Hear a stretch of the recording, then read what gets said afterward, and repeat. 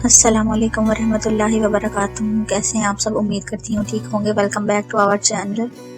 آج کی اس ویڈیو میں آپ کو بتانے والی ہوں ہمارے درمیان میں کچھ ایسی عام بدعتیں جو ہمیں پتہ بھی نہیں ہیں اور ہم لوگ بہت شوق سے کرتے ہیں، اور ہم لوگ یہ سمجھتے ہیں کہ یہ کرنا بہت ضروری ہے، حالانکہ ایسا کرنا گناہ ہے۔ تو آج میں اس ویڈیو میں آپ کو اسی بارے میں آگاہ کرنے والی ہوں، تو اس ویڈیو کو غور سے سنیے گا اور اسکپ بالکل بھی مت کیجیے گا، کیونکہ بہت ساری بدعتیں ایسی ہیں جو ہم کر گزرتے ہیں اور ہمیں معلوم نہیں ہوتا کہ یہ غلط ہیں۔ تو اس سے بچنے کے لیے آپ کو اس ویڈیو کو مکمل دیکھنا پڑے گا۔ کافی لوگ جانتے بھی ہوں گے اور کافی لوگ نہیں بھی جانتے، تو جو لوگ نہیں جانتے ان کے لیے ہم آسانی کر دیتے ہیں اس ویڈیو کے ذریعے۔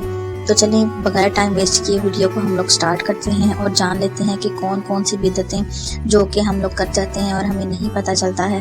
نمبر 1 پہ سب سے پہلے ہم لوگ جو عام غلطی کرتے ہیں وہ ہے میت کے لیے قرآن پاک پڑھنا۔ لوگ یہ سوچتے ہیں کہ ایسا کر کے میت کی بخشش ہو جائے گی۔ کسی کی موت کے بعد آپ اس کے لیے بس مغفرت کر سکتے ہیں، آپ کی کوئی بھی بھیجی ہوئی عبادت اس کو نفع یا نقصان نہیں پہنچاتی۔ ہاں، اس کی اولاد اگر عبادت بھیجے، بخشش یا نیک عمل کرے تو ان تک پہنچ سکتی ہے۔ نہیں تو ہے عید میلاد النبی منانا۔ لوگ عید میلاد النبی کو منانے کو حضرت محمد صلی اللہ علیہ وآلہ وسلم سے محبت کرنا کہتے ہیں، جبکہ ان سے زیادہ محبت تو صحابہ کرام کرتے تھے، لیکن انہوں نے تو ایسا کوئی بھی دن نہیں منایا، اور نہ ہی رسول اللہ صلی اللہ علیہ وآلہ وسلم نے اپنی زندگی میں ایسا کوئی حکم دیا تھا کہ میرے مرنے کے بعد یا میری وفات کے بعد تم لوگ یہ دن منانا۔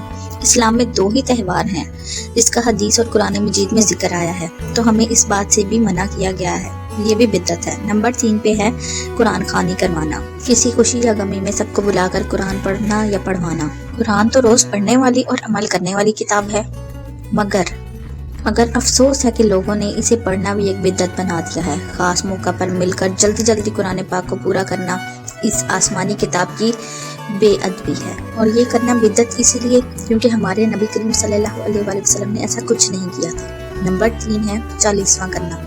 کسی کی موت کے 40 دن بعد مرنے والے کے نام پر کھانا بنا کر بانٹنا اور سب کو کھلانا۔ ہمارے نبی صلی اللہ علیہ وآلہ وسلم اور صحابہ کرام نے تو یہ کام کبھی نہیں کیا تھا، لیکن افسوس کہ آج کل مسلمان ہندو کلچر سے متاثر ہو کر ان کی رسومات کو فالو کرنے لگے ہیں۔